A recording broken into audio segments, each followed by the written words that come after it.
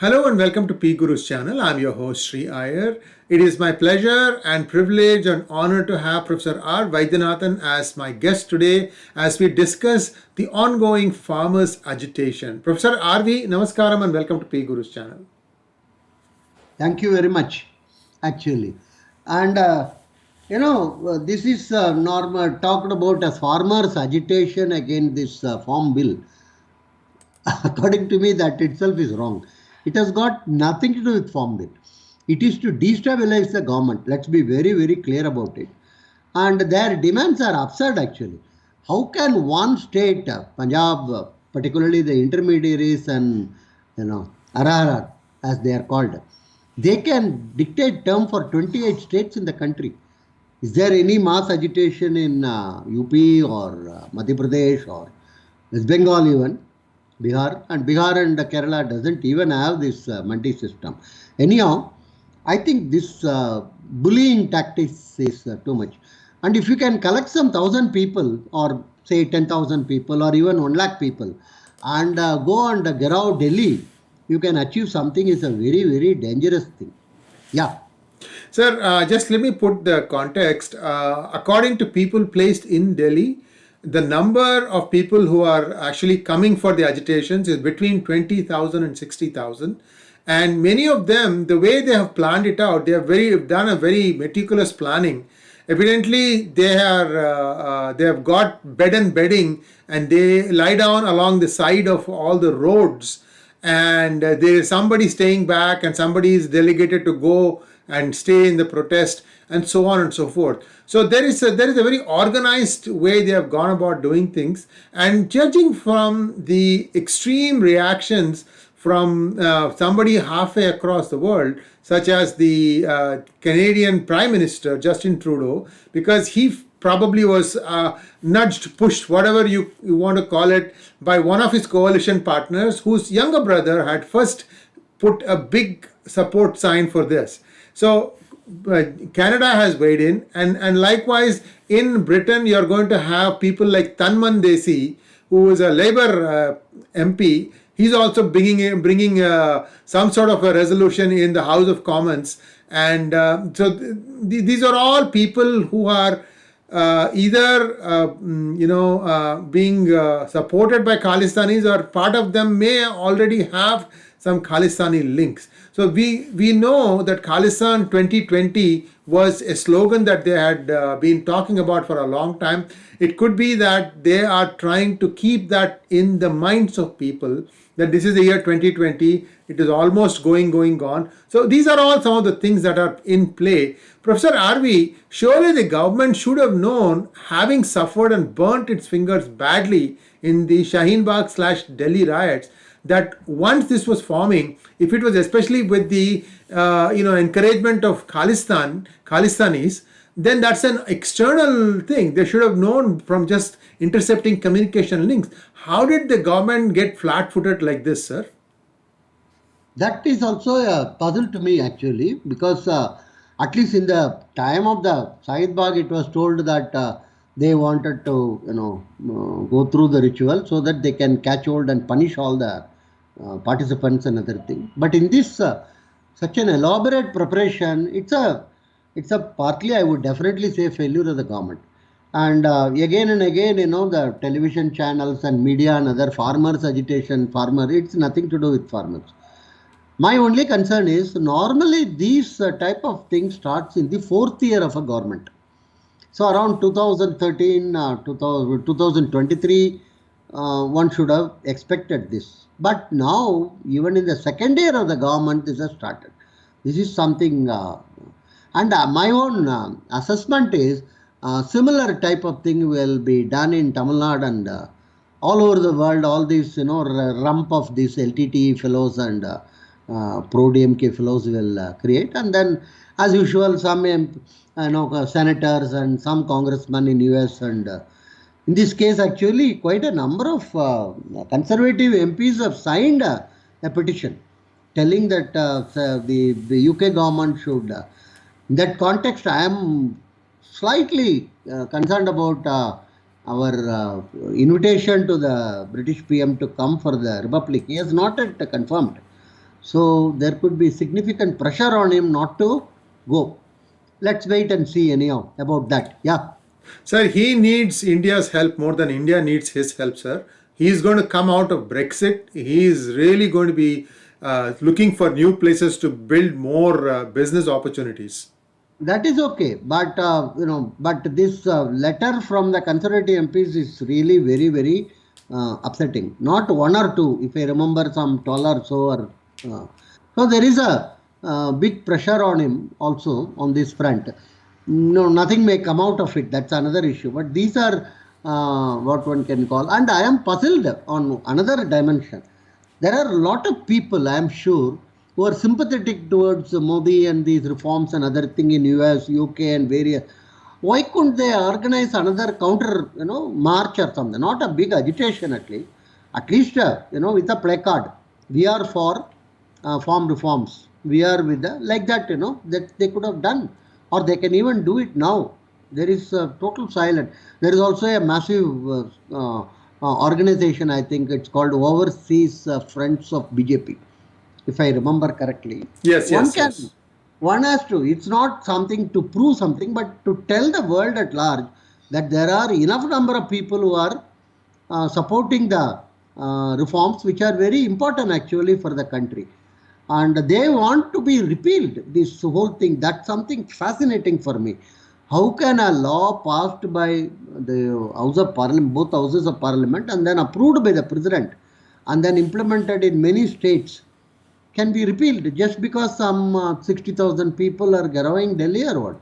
This is something which is very, very worrisome, this type of development actually. If my hunch is similar type of thing could take place in Tamil Nadu, because the elections are another 5-6 months nearing.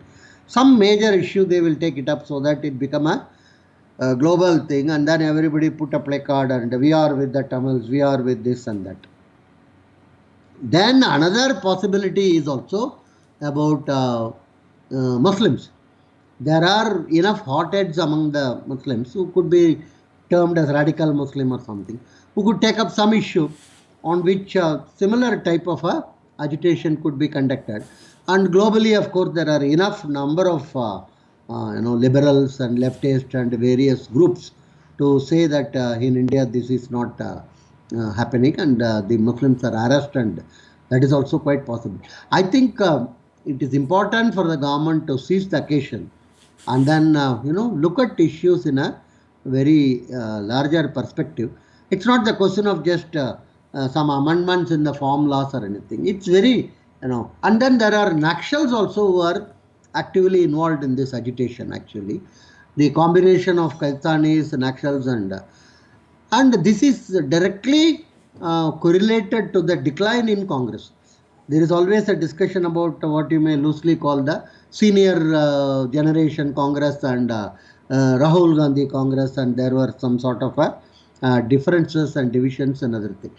Whatever said and done, the post our Patel who passed away recently, he was one of the cementing factors between these two so-called seniors. The group of 23 who wrote some letters and other things. Now I think more or less the grip is with the Rahul Gandhi, and I forecast, or I think my assessment is he will increasingly go towards these breaking India forces. He is already a MP from a constituency which is significantly dominated by Muslims, and there are enough pressures on Priyanka to stand from Kanyakumari as a MP, because the current MP is no more, and that is again significantly having a dominant group of Christians. I think Rahul will be slowly pushed into the the reach of Naxalites and other type of breaking India forces. Congress significantly decline, unfortunately, is a very bad thing for the country, if you ask me, because we require another major centrist party, some party all over the country, and this is what is going to be the result of Rahul's adventure or misadventure, you may call it. Already you can see the Naxalites have won 16 or so. Totally, the leftists have won in Bihar. Of that, 6 seats were won by the Naxalites actually. They are now planning to get into UP and West Bengal also. And then the Ovasi group, which is very famous in Hyderabad area, who have maintained their position vis-a-vis the municipal election. They are now planning to contest in West Bengal as well as in Tamil Nadu. You see, if he gets enough, already is present in Maharashtra, Andhra Pradesh, sorry, Telangana as well as in Bihar. One more state, 4 states you require to have good presence with some percentage of vote, then you will be recognized as a national party. Isn't it Very 6%, sir? interestingly, 6% of the polled vote? no, I am not getting the correct person, but 4 states you should be, or one of the two conditions should be fulfilled. He is present in 4 states, going to be, if he make his presence felt in West Bengal, and he will become a national party. And interestingly, CPA and CPM may lose their national party position. Both CPA and CPM, they are both requesting the election commission to postpone consideration and various other things. But it would be very sad day in which both of them lose. That's not very critical. More important is OIC party becoming a national, recognized as a national party, which means he can use a single symbol and various other benefits and other things are available to a. So what I want to say is the decline of the Congress, the absence of any major party, the opposition space is getting increasingly occupied by anarchist, left extremist, and religious fundamentalist, which is not a good thing for the country as a whole. I'm looking at it. We require to have some very effective and all India present party like Congress, you know. And what is happening? Another thing is 30-40 families are increasingly trying to control the national affairs in the name of regional parties. You have Shiv Sena, you have Akali Dal, you have Farooq Abdullah's party. All of them are, having sons and grandsons as part of the party structure all over the country. And should these 30-40 families control the affairs of the country is another worrisome thing actually, because many of them are not having a larger national perspective. Everybody is having their own, sort of a, like JDS in Karnataka, or you have this Trinamool Congress in West Bengal, or you have this Farooq Abdullah party.